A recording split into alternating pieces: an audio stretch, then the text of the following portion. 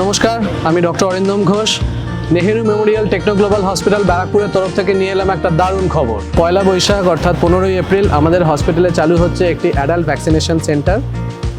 এইখানে আমাদের সমস্ত ধরনের ভ্যাকসিনের সুবিধা থাকবে, ইনক্লুডিং প্রেগনেন্ট মাদারের জন্য এই ব্যবস্থা থাকবে।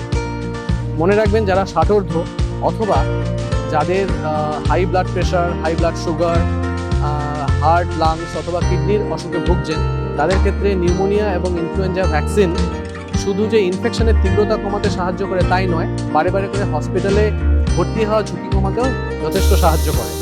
এছাড়াও আমাদের এখানে অন্যান্য ভ্যাকসিন যেমন hepatitis A, hepatitis B, typhoid vaccine, তার সঙ্গে HPV বা হিউম্যান প্যাপিলোমা ভাইরাস ভ্যাকসিন এবং অন্যান্য প্রেগনেন্সি রিলেটেড ভ্যাকসিনেরও ব্যবস্থা থাকছে। আর আমাদের এই অ্যাডাল্ট ভ্যাকসিনেশন সম্বন্ধে বিশদে জানতে নিচের নাম্বারের সঙ্গে যোগাযোগ করুন।